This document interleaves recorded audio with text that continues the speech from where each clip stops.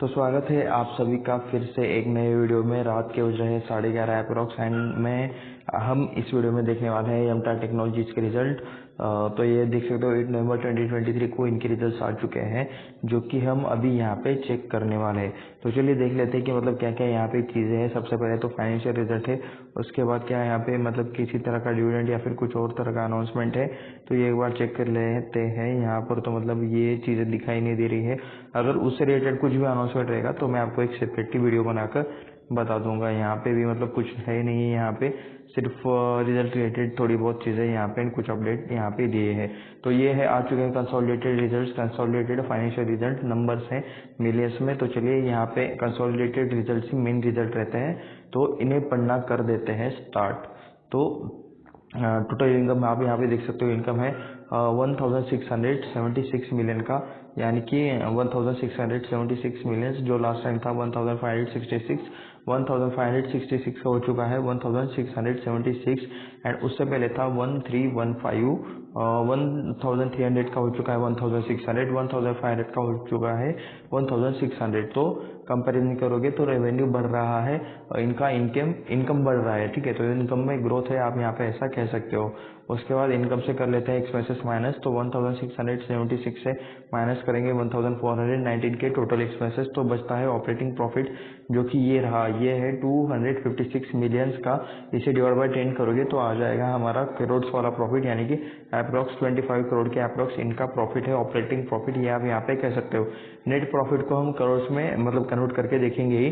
तो ये जो लास्ट टाइम ये कितना था, 272 का प्रॉफिट था ऑपरेटिंग प्रॉफिट, जो अभी हो चुका है 256, यानी कि आप यहाँ पे कह सकते हो कि एक ही रेंज में ये घूम रहा है, या फिर अभी इस टाइम पे थोड़ा सा ऑपरेटिंग प्रॉफिट आपको डाउन होते हुए देखने को मिल रहा है। 272 पहले था, जो अभी हो चुका है 256, यानी कि थोड़ा सा आपको इसमें डाउनग्रेड देखने को मिल रहा है। उसके बाद लास्ट टाइम कितना था, 329। तो यहाँ पे आप ये देख सकते हो कि 329 का 256 हुआ है, 272 का 256 हुआ है। तो इनकम बढ़ने के बाद भी मतलब यहाँ पे ऑपरेटिंग प्रॉफिट में यहाँ पे डाउनग्रेड दोनों जगह पर देखने को मिल रहा है, लास्ट ईयर के कंपैरिजन में भी एंड इस लास्ट के जून क्वार्टर के कंपैरिजन में भी। तो ऐसा क्यों हुआ, क्योंकि मतलब कंपनी को शायद खर्चे ठीक से मैनेज नहीं करने आए। अभी इस टाइम कंपनी ने काफ़ी ज़्यादा खर्चा किया है इनकम के मुकाबले, तो इनकम के कंपैरिजन में खर्चा ज़्यादा करने की वजह से ऑपरेटिंग प्रॉफिट पर यहाँ पे आ चुका है प्रेशर, जो आपको यहाँ पे देखने को मिल रहा है। तो चलिए यहाँ पे हम देख लेते हैं net profit for the year, जो कि फाइनल प्रॉफिट रहेगा टैक्स देने के बाद। तो 204 का मिलियंस का आपको यहाँ पे प्रॉफिट देखने को मिल जाएगा, जो लास्ट टाइम था 203 का 204 हुआ है, अप्रोक्स सेम है, छोटी सी ही ग्रोथ यहाँ पे देखने को मिल रही है। लास्ट ईयर के कंपैरिजन में तो कंप्लीट यहाँ पे डाउनग्रेड देखने को मिल रहा है। 246 मिलियन का प्रॉफिट हो चुका है 204 का, तो एक कंप्लीट यहाँ पे डाउनग्रेड देखने को मिल रहा है। जो नेट प्रॉफिट आया था वो यहाँ पे कम होके आया है एज कंपेरेटिवली लास्ट ईयर के। तो ईपीएस में भी सेम वही चीज़ें देखने को मिलेगी। 8.03 का ईपीएस था, जो हो चुका है अभी 6.65, एंड इससे पहले 6.61 का ईपीएस था, जो हो चुका है 6.65। तो लास्ट ईयर के कंपैरिजन में डाउनग्रेड है, क्योंकि ये डाउनग्रेड ज़्यादा बड़ा है। तो आप यहाँ पे कह सकते हो कि रिजल्ट उतने अच्छे आपको दिखाई नहीं दे रहे हैं, यमटा टेक के इतने अच्छे भी रिजल्ट यहाँ पे नहीं आए हैं। ये भी नंबर्स यहाँ पे मिलियंस में है। तो यहाँ पे चलिए स्टैंड अलोन नंबर्स भी हम थोड़ा सा पढ़ लेते हैं कि क्या यहाँ पे स्टैंड अलोन में हमें सिनेरियो देखने को मिल रहा है। तो टोटल इनकम यहाँ पे देख सकते हो 1600 अप्रॉक्स, वैसे ही यहाँ पे नंबर्स है जैसे हमने कंसोलिडेटेड में देखे थे। वो लास्ट टाइम के देख सकते हो 1563 का 1600 हुआ है, 1300 का 1600 हुआ है। तो इनकम में ग्रोथ है, थोड़ी सी ग्रोथ देखने को मिल रही है। लेकिन जैसे ही हम प्रॉफिट बिफोर टैक्स यानी कि ऑपरेटिंग प्रॉफिट में आते हैं, तो 261 का अभी का ऑपरेटिंग प्रॉफिट है, जो कि लास्ट टाइम था 266। थोड़ा सा यहाँ पे डाउनग्रेड आपको देखने को मिल जाएगा। एंड लास्ट ईयर का देख सकते हो 334 का यहाँ पे ऑपरेटिंग प्रॉफिट चल रहा था, जहाँ पे मतलब जो हो चुका है 261 का। तो बड़ा डाउनग्रेड आपको यहाँ पे देखने को मिल जाएगा। चलिए directly net profit and EPS check कर लेते हैं। तो सेम जैसे मतलब कंसोलिडेटेड डेटा था, सेम ऐसे ही ये भी चीज़ हमें देखने को मिल रही है। 208 के अभी के यहाँ पे आपको 208 मिलियन, यानी कि अप्रोक्स 20 करोड़ का प्रॉफिट आपको यहाँ पे देखने को मिल रहा है, जो कि लास्ट टाइम 19 करोड़ था, 19 करोड़ 80 लैक्स के आसपास कुछ तो था। एंड यही 25 करोड़ था लास्ट के ईयर में सितंबर क्वार्टर में। 25 करोड़ का 20 करोड़ हो चुका है। तो यहाँ पे क्लियर कट आपको डाउनग्रेड देखने को मिल रहा है। नंबर्स लास्ट के कंपैरिजन से काफ़ी नीचे आए हैं, ये आप यहाँ पे कह सकते हो। 6.77 का अभी का ईपीएस चल रहा है, जो पहले था 8.19 का 6.77 हुआ है। तो यहाँ पे भी डाउनग्रेड हुआ है। 6.44 का 6.77 है, थोड़ा सा ही यहाँ पे थोड़ा सा लिटिल अपग्रेड देखने को आपको मिल रहा है। तो उसके बाद चलिए नीचे चलते हैं। तो यहाँ पे देखते हैं कि क्या यहाँ पे हमें सेगमेंट देखने को मिल जाएंगे कंपनी के, तो नहीं। तो इसके कुछ चार्ट एंड फाइनेंशियल चीज़ें हम लोग यहाँ पे चेक करने वाले हैं। तो यहाँ पे आप देख सकते हो, इसका आप 1% का यहाँ पे आपको चार्ट देखने को मिल जाएगा। 1% का नहीं, 1 डे का आज का यहाँ पे चार्ट आपको यहाँ पे देखने को मिल जाएगा। तो ये आज यहाँ पे अप्रोक्स मैं एक बार मार्कर ऑन कर लेता हूँ।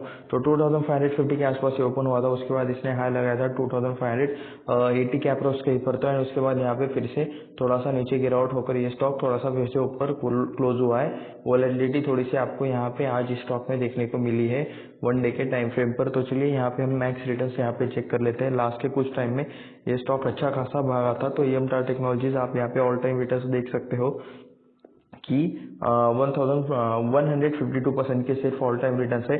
जस्ट लिस्टेड ये स्टॉक है, 2021 के आसपास ये स्टॉक लिस्टिंग हुई थी 1000 के आसपास यहाँ पे अप्रॉक्स। एंड उसके बाद स्टॉक 2500 के आसपास यहाँ पे ऊपर गया था। उसके बाद फिर से ये स्टॉक मतलब 1500 के आसपास नीचे आया था। एंड वहाँ से मतलब फिर से ये स्टॉक आपको ऊपर जाते हुए अभी दिख रहा है। ऑल टाइम हाई के आसपास अभी ये स्टॉक ट्रेड कर रहा है, ऐसा आप यहाँ पे कह सकते हो। तो चलिए यहाँ पे कुछ बाकी के मतलब देख लेते कि कितने सालों में कितनी रिटर्न्स है। जस्ट लिस्टेड है तो यहाँ पे ज़्यादा डेटा नहीं रहेगा। 5 सालों में 152% की रिटर्न्स है।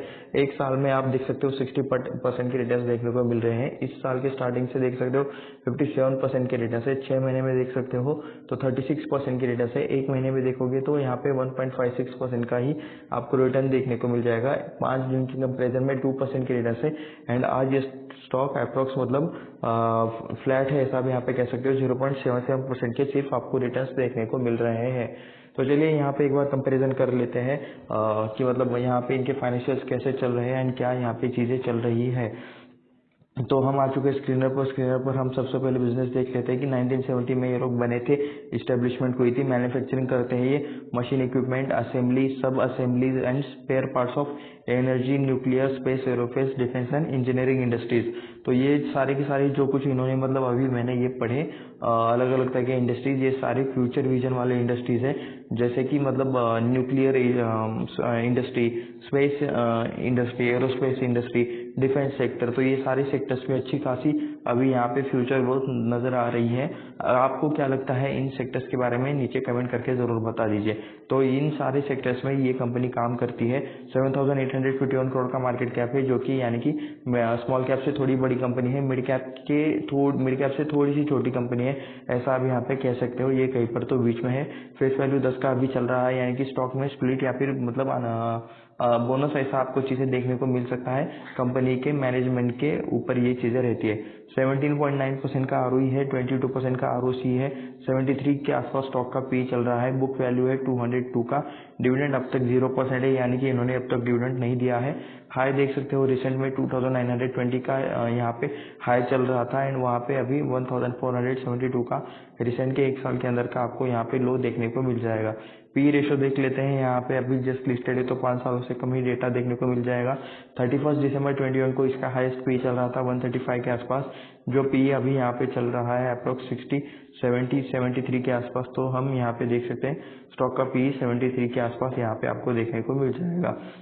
तो इसे हम बाकी मतलब सेक्टर्स के साथ भी कंपैरिजन करके देखने वाले हैं, बाकी कंपनीज के साथ जो कि इसी सेक्टर में काम करती हो। तो यहाँ पे देख सकते हो बुक वैल्यू के अप्रोक्स 12.6 टाइम्स ये ट्रेड कर रहा है। ये कॉन में एक पॉइंट यहाँ पे लिखा हुआ है। तो यहाँ पे प्रोज में देख लेते हैं कि अच्छे क्वार्टर रिजल्ट आ सकते हैं। तो क्वार्टर रिजल्ट हमने अभी जो देखे वो उतने ज़्यादा अच्छे नहीं थे, ओके टाइप के क्वार्टर रिजल्ट थे, ऐसा आप यहाँ पे कह सकते हो। लास्ट ईयर के कंपैरिजन में यहाँ पे डिक्लाइन देखने को मिला है। 5 सालों का यहाँ पे आप ग्रोथ देख सकते हो, तो अच्छा है। यहाँ पे ऐसा लिखा है 79.9% का CAGR के साथ आपको यहाँ पे देख सकते हो। तो यहाँ पे हम आ चुके हैं इंजीनियरिंग में। यहाँ पे इन्होंने मतलब सबसे पहले सेक्टर क्या मतलब सही दिया है, तो ठीक है, ओके है। इस सेक्टर के मतलब पारस डिफेंस के साथ मैं इनका कंपैरिजन कर सकता हूँ। आइडिया फोर्ज के साथ क्या इसका कंपैरिजन हो सकता है? Idea forge by the way drone बनाने वाली कंपनी है। इस कंपनी के ओनर ने एक ड्रोन बनाया था जो कि आपने किसी न किसी एक पर्टिकुलर मूवी के अंदर आपने इस कंपनी का ड्रोन देखा है, तो प्लीज़ क्या आपको पता है तो नीचे कमेंट करके ज़रूर बता देना। आइडिया फोर्ज का जो ओनर है जिसने ये कंपनी बनाई है, उसने एक ड्रोन बनाया था एक मूवी के लिए, तो वो मूवी बहुत फेमस है, आप में से मैक्सिमम लोगों ने देखी होगी। तो उस मूवी का नाम क्या आप नीचे कमेंट में बता सकते हो? चलिए आपके स्टॉक मार्केट को नॉलेज को टेस्ट कर लेते हैं। तो देख लेते हैं यहाँ पे 2700 के आसपास पारस डिफेंस का मार्केट कैप है, 3300 के आसपास आइडिया फोर्ज का मार्केट कैप है। डिफेंस सेक्टर में ये दोनों कंपनी काम करती है। एमटार टेक्नोलॉजीज भी डिफेंस सेक्टर में काम करती है। तो 7850 के आसपास इसका मार्केट कैप है एमटार टेक्नोलॉजीज का। इस कंपनी का कंपैरिजन मुझे एक और कंपनी के साथ करना है जिसका नाम है HAL, हिंदुस्तान एरोनॉटिक्स लिमिटेड, जो कि डिफेंस एंड एरोस्पेस ऐसे सेक्टर में काम करती है। तो कभी इसके साथ भी कंपैरिजन करेंगे। तो 73 का इसका पी चल रहा है, आइडिया फोर्ज का 110 चल रहा है, पारस डिफेंस का 78 चल रहा है। तो सेक्टर के आसपास ही ये चल रहा है, ऐसा यहाँ पे मुझे तो लगता है। ना बहुत ज़्यादा है ना बहुत कम है, ये यहाँ से कंपैरिजन से ये चीज़ मुझे लगती है। तो यहाँ पे अब तक अपडेटेड नहीं हुए हैं सितंबर के अभी के जो रिजल्ट्स आए हैं, जून तक का हमें डेटा देखने को मिल रहा है। क्वार्टरली रिजल्ट में 49 करोड़ के सेल थे, वो गए 73, उसके बाद 55, फिर से 69, 54, 91, उसके बाद 78, उसके बाद फिर से 99, 91, 126, 160, 196 एंड अभी 152। ये तो ग्रोथ हो रही है लेकिन काफ़ी स्लो ग्रोथ हो रही है। ये ऊपर नीचे ऐसे करते करते आपको यहाँ पे चीज़ें देखने को मिल जाएगी। वॉलेटिलिटी है, ऊपर जा रहे हैं, ग्रोथ हो रही है लेकिन काफ़ी स्लो ग्रोथ आपको यहाँ पे देखने को मिल जाएगी। ऑपरेटिंग प्रॉफिट देख लेते हो, 11 करोड़, 24, 18 करोड़, 30 करोड़, 14 करोड़, 29, 30, 23, 28। उसके बाद यहाँ पे बढ़ते बढ़ते अभी यहाँ पे 34 करोड़ का प्रॉफिट चल रहा है ऑपरेटिंग प्रॉफिट में। 23% से लेकर 43%, उसके बाद फिर से 22% ऐसे यहाँ पे प्रॉफिट मार्जिन आपको देखने को मिल रहे हैं। तो नेट प्रॉफिट देख लेते हैं, 5 करोड़, 14 करोड़, 9 करोड़, 18 करोड़, फिर से 9 करोड़, 19 करोड़, 13 करोड़, 20, उसके बाद 16, उसके बाद 25, उसके बाद 32, फिर से 31 एंड अभी यहाँ पे 20। तो एक ही रेंज में यहाँ पे नेट प्रॉफिट घूमते हुए ज़्यादा कुछ यहाँ पे ऊपर नीचे चल रहा है। अब ग्रोथ देखने के लिए यहाँ पे नहीं देखने को मिल रही है, ऊपर नीचे ये वोलेटिलिटी यहाँ पे आपको ज़्यादा देखने को मिल रही है। तो यहाँ पे हमें मार्च 2012 से यहाँ पे डेटा देखने को मिल रहा है। तो चलिए देख लेते हैं यहाँ पे क्या आपको कांस्टेंट ग्रोथ देखने को मिल रही है। पहले 2012 में थे 100 करोड़ के सेल्स, उसके बाद 95 हो गए, 105, 81 हो गए, 101, 157, 184, 214, 246, 322 एंड अभी यहाँ पे 573। तो ग्रोथ कहाँ से स्टार्ट हुई है मैं आपको बता देता हूँ। मार्च 2015 के आगे से यहाँ पे कंपनी ने कंटिन्यूसली उनके सेल्स में अच्छा खासा इंक्रीज किया है, ऐसा आप यहाँ पे कह सकते हो। तो एंड लास्ट के 2 सालों में तो कमाल का परफॉर्मेंस आया है, स्पेशली लिस्टिंग के बाद। ये जो मार्च 23 वाला जो क्वार्टर था उसमें 573 करोड़ के इन्होंने सेल किए हैं। तो यहाँ पे डायरेक्टली मुझे देखना है नेट प्रॉफिट, जो पहले 3 करोड़ था, 0, फिर 2, उसके बाद मार्च 2015 में लॉस रिपोर्ट किया, मार्च 2016 में फिर से लॉस रिपोर्ट किया -15 करोड़ का, एंड उसके बाद 5 करोड़, 39 करोड़, 31 करोड़, 46 करोड़, 61 करोड़, 104 करोड़ एंड यहाँ पे ऐसा परफॉर्मेंस अभी भी चल रहा है।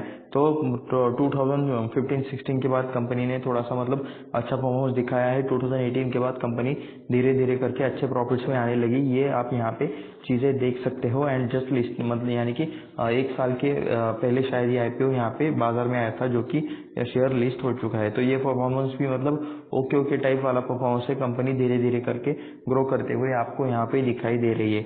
उसके बाद आप यहाँ पे देख सकते हो बोरिंग में यहाँ पे 78 करोड़ का आपके पास कर्जा है। तो लॉन्ग टर्म बोरिंग में 78 करोड़ का आपको कर्जा देखने को मिल जाएगा, शॉर्ट टर्म बोरिंग में 65 करोड़ का आपको कर्जा देखने को मिल जाएगा। रिजर्व्स देख लेते हैं, 207 करोड़ से रिजर्व्स बढ़ते बढ़ते हो चुके हैं 590 करोड़। तो रिजर्व्स में भी यहाँ पे आपको ग्रोथ देखने को मिल रही है। 11 सालों में अप्रोक्स ये कह सकते हो कि ये 2x के आसपास हुआ है, 2x से थोड़ा सा ज़्यादा हुआ है, ऐसा आप यहाँ पे कह सकते हो। 2.5x यहाँ पे बोल सकते हो। कर्जे की बात करें तो कर्जा यहाँ पे बढ़ रहा है, 78 करोड़ का यहाँ पे लॉन्ग टर्म बोरिंग हो चुका है, 65 करोड़ का यहाँ पे शॉर्ट टर्म बोरिंग हो चुका है। एनुअल नेट प्रॉफिट के मुकाबले ये कर्जा कुछ भी नहीं है, लेकिन क्वार्टरली प्रॉफिट के मुकाबले अगर कर्जा ऐसे ही बढ़ता रहा तो कंपनी को कुछ दिक्कत हो सकती है। कर्जे को कंपनी को थोड़ा सा ट्राई करना चाहिए कि अच्छे प्रॉपर पर्पज के लिए यूज़ करें एंड कर्जे को कम करने की थोड़ा सा यहाँ पे कोशिश करें। शेयर होल्डिंग पैटर्न्स में आप यहाँ पे देख सकते हो प्रमोटर की हिस्सेदारी कंटिन्यूसली कम होती जा रही है। 50% पहले थे, उसके बाद ये 46% हुए एंड अभी 39% यहाँ पे प्रमोटर की हिस्सेदारी है। प्रमोटर्स कंटिन्यूसली ये स्टॉक मतलब उनका स्टेक बेच रहे हैं। यहाँ पे एफ आई देखते थे 3% पहले थे, उसके बाद 6% एंड अभी 8% के आसपास आपको एफ आई देखने को मिल जाएंगे। डी आई यानी कि म्यूचुअल फंड 24% थे पहले, अभी ये हो चुके हैं 24%।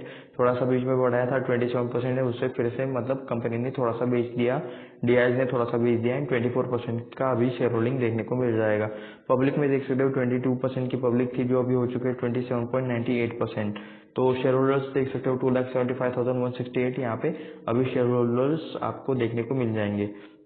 तो चलिए देख लेते हैं प्रमोटर्स में यहाँ पे आपको कौन कौन से नाम देखने को मिल जाते हैं। तो के शालिनी ऐसा आपको नेम देखने को मिल रहा है, उसके बाद के रेड्डी का नेम आपको देखने को मिल रहा है। इनके पास मतलब थोड़ी थोड़ी यहाँ पे प्रमोटर होल्डिंग है, कोई ऐसा डायरेक्टली बड़ा शेयर होल्डर नहीं है। यहाँ पे 6.80, 6.80, 5%, 4%, 3%, तो ऐसा मिला के यहाँ पे प्रमोटर्स की शेयर होल्डिंग आपको देखने को मिल रही है। तो रेड्डी है परवथा, गिरिजा परवथा, डी अनिथा रेड्डी, उषा रेड्डी, पी कल्पना रेड्डी, शरण्या लोका रेड्डी, कविता रेड्डी, तो ऐसे आपको मतलब अलग अलग नेम्स यहाँ पे आपको देखने को मिल रहे हैं। इन लोगों को आप लिंक्डइन पे सर्च कर सकते हो या फिर गूगल पे सर्च कर सकते हो एंड इनके एजुकेशन, इनका मतलब कंपनी के अंदर रोल क्या है, तो ये सारी चीज़ें आप यहाँ पे चेक कर सकते हो। एफ आई में देख सकते हो यहाँ पे कौन यहाँ पे कंटिन्यूसली बाय सेल करता रहता है। तो polar capital fund limited fund PLC ये यहाँ पे है, बीएनपी परिवार आर्बिट्राज है, गोल्डमैन सैक्स फंड है। तो ये लोग यहाँ पे अपनी हिस्सेदारी कम ज़्यादा करते रहते हैं। डीआईज में देख लेते हैं, यहाँ पे आपको निप्पॉन लाइफ इंडिया ट्रस्ट का नाम देखने को मिल जाएगा। हमारे इंडियन म्यूचुअल फंड्स के यहाँ पे नेम्स है, निप्पॉन इंडिया लाइफ है, SBI Magnum children benefit fund है, Nippon life India, Axis mutual fund, Axis mutual fund, Invesco India, flexi cap fund, ITPL, Invesco India, taxman, Aditya Birla Sun Life, UTI long term equity, UTI small cap, Aditya Birla Sun Life, PGIM India trustee private limited. तो ऐसे कुछ names आपको देखने को मिल जाएंगे। उसके बाद Invesco है, एचडीएफसी ट्रस्टी है, एसबीआई स्मॉल कैप है, Aditya Birla, HDFC Franklin India opportunities fund. तो ऐसे कुछ इंडियन म्यूचुअल फंड्स के कुछ नाम है जो यहाँ पे अपनी हिस्सेदारी कम ज़्यादा करते रहते हैं। तो अभी हम आ चुके हैं यमटा टेक्नोलॉजीज के बिजनेस पर। हमें देखना है कि कंपनी क्या क्या करती है एग्जैक्टली, जो मतलब इन्होंने लिखा है कि न्यूक्लियर, ओके। तो न्यूक्लियर सबसे पहले आ चुका है, सिविलियन न्यूक्लियर पावर रिलेटेड ये लोग काम करते हैं। थोड़ा सा इस समय ओके देख लेते हैं। Okay, contributing nuclear civilian nuclear programme, ठीक है। तो ये कुछ मतलब न्यूक्लियर पावर से रिलेटेड कुछ काम कर रहे हैं। Major industrial partner of ISRO से ये लोग जुड़े हुए हैं। यमटा टेक इसरो से जुड़ा हुआ है। Liquid propulsion rocket Vikas engineers, ठीक है। तो cryogenic engines and pressurisation modules and the other critical assemblies which are powers PSLVs and GSLVs. तो इसके रिलेटेड इसरो की मदद करते हैं। यहाँ पे आप कह सकते हो कि मतलब यहाँ पे ये इसरो के एक पार्टनर भी है। डिफेंस एरोस्पेस पे भी ये लोग काम करते हैं। 40 इयर्स का यहाँ पे मतलब यहाँ पे नेशन से इनका 40 इयर्स से भी ज़्यादा कनेक्शन है। Fearless by making immense contribution to keep the country safe. तो डिफेंस एंड एरोस्पेस रिलेटेड ये लोग बहुत टाइम से काम कर रहे हैं हमारे इंडिया के साथ। क्लीन एनर्जी में इनका जनरेशन अभी चल रहा है, काम चल रहा है।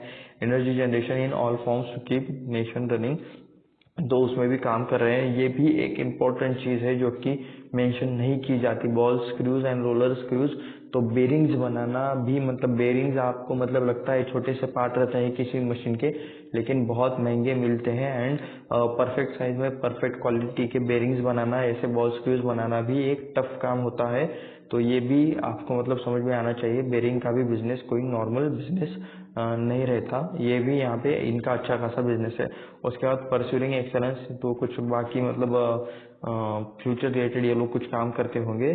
तो चलिए नीचे चलते हैं। यहाँ पे इंजीनियरिंग रिलेटेड ये लोग काम करते हैं, इंजीनियरिंग कंपनी है, आप यहाँ पे ऐसा कह सकते हो। ये नीचे मतलब कुछ यहाँ पे इनके कंपनीज के मतलब मशीनरी एंड ये बेरिंग्स आप देख सकते हो, अलग अलग तरह के पार्ट्स बनाना, बेरिंग्स बनाना, ये भी एक इम्पोर्टेंट काम है। तो ये इनका कुछ वीडियो जो हमें नहीं देखना चाहिए क्योंकि कॉपीराइट का यहाँ पे इशू आ सकता है। अदर सेगमेंट में ये यहाँ पे मरीन में भी काम करते हैं, ये भी एक्स्ट्रा चीज हम यहाँ पे देखने को मिल चुकी है। डिफेंस देख लिया, स्पेस देख लिया, बॉस स्क्रू, बेरिंग्स, ये सारी चीजें, क्लीन एनर्जी, सिविलियन एनर्जी। तो बिजनेस के बारे में अगर बात करें तो इनके सारे बिजनेसेस काफी अच्छे टाइप वाले आपको देखने को मिल जाएंगे, जिनकी बहुत ज्यादा बात होती है एंड बहुत ज़्यादा फ्यूचर ग्रोथ आपको इन बिजनेसेस में देखने को मिल जाती है। तो क्लाइंट देखोगे तो भाई तो मतलब क्लाइंट तो आपको कमाल ही लगेंगे। मैं आपको दिखा देता हूँ। राफेल इनका क्लाइंट है, ब्लूम एनर्जी इनका क्लाइंट है, उसके बाद DRDO इनका क्लाइंट है, उसके बाद चलिए यहाँ पे ओके ये LPSC भी मतलब इनका क्लाइंट है। मैं इसे थोड़ा सा सरका लेता हूँ। ओके वेट, फिर से थोड़ा सा ये आ जा भाई। तो ये ओके ये तो देख सकते हो आप यहाँ पे भारत डायनामिक्स भी मतलब इनका क्लाइंट आपको देखने को मिल जाएगा। उसके बाद इसरो है इनका क्लाइंट, HAL है हिंदुस्तान एरोनॉटिकल्स लिमिटेड, ADA इनका क्लाइंट है। यहाँ पे ये GE ये लोगो आप किस कंपनी से रेटेड है ये आप मुझे नीचे कमेंट करके बता सकते हो। उसके बाद हिट्स इनका क्लाइंट है, वोम इनका क्लाइंट है, बालाजी एमआईसी इनका क्लाइंट है, फिर से DRDO का नाम। तो ये कुछ इनके अच्छे क्लाइंट्स के नेम्स आपको यहाँ पे देखने को मिल जाएंगे। इनमें से मैक्स कंपनीज स्टॉक मार्केट में लिस्टेड है। तो यहाँ पे इनका कुछ मेन ऑफिस है हैदराबाद तेलंगाना में, एंड इम्पोर्टेंट लिंक तो ये बाकी सारी चीज़ें हैं। लेकिन हम बिजनेस ऑलरेडी देख चुके हैं, बिजनेस सेगमेंट में भी यहाँ पर मैं एक बार क्लिक करूँगा तो सेम चीज़ें आपको देखने को मिल जाएंगी। इंफ्रास्ट्रक्चर में यहाँ पर मैं क्लिक कर लेता हूँ तो मैन्युफैक्चरिंग फैसिलिटी चलिए देख लेते हैं कि कहाँ कहाँ पर है। Advance machine specialise fabrication assembly and testing, तो असेंबली एंड टेस्टिंग रिलेटेड मैं यहाँ पर क्लिक कर लेता हूँ। तो यहाँ पे आपको देखने को मिल जाएगा असेंबली एंड टेस्टिंग, हमने ये क्लिक किया है। यहाँ पे कुछ इमेजेस है, चलिए देख लेते हैं असेंबली एंड टेस्टिंग रिलेटेड। तो ये कुछ इनके में लोग हैं जो काम कर रहे हैं। यहाँ पे 27 मीटर की असेंबली है, यहाँ पे हेडरूम है ये। तो we have 10,000 classes as laminar tables, तो वाइब्रेटिंग MC है, हाइड्रोलिक प्रेशर टेस्ट है, 10,000 क्लास क्लीन रूम है, 10,000 क्लास क्लीन रूम। तो ऐसे यहाँ पे कुछ आपको इनके चीज़ें देखने को मिल जाएंगे। तो ठीक है, ऐसे यहाँ पे आपको चीज़ें देखने को मिल रही है। तो फिर से back to the home page, and business काफ़ी इम्प्रेसिव है, काफ़ी अच्छा बिजनेस टाइप है, तो ये आप यहाँ पे ये कह सकते हो। तो ये था यहाँ पे एमटा टेक्नोलॉजी से रिलेटेड एक छोटा सा एनालिसिस वाला वीडियो। ये किसी भी तरह का रिकमेंडेशन नहीं है कि बाय करो सेल करो, कुछ भी मत करो। खुद से स्टडी करो, खुद से सारी चीज़ें ट्रैक करो, एंड खुद से डिसीजन लो। कोई और कह रहा है इसलिए आपको कुछ भी स्टॉक मार्केट में नहीं करना चाहिए। तो ये वीडियो सिर्फ रिसर्च एजुकेशनल पर्पज के लिए था। ये मेरी तरफ से क्लियर कट डिस्क्लेमर है। नीचे एक डिस्क्रिप्शन में एक डिमेट अकाउंट का लिंक है, वहाँ से अगर आप डिमेट अकाउंट ओपन करते हो तो मिनिमम ब्रोकरेज अमाउंट लगेगा आपको इन्वेस्टमेंट एंड ट्रेडिंग पर। तो चाहे तो आप वहाँ से अकाउंट ओपन कर सकते हो। एंड ऐसे और वीडियोस देखने के लिए चैनल को सब्सक्राइब कर देना, वीडियो को लाइक कर देना, एंड अपने दोस्तों के साथ शेयर भी कर देना। मिलते हैं नेक्स्ट वीडियो में, धन्यवाद।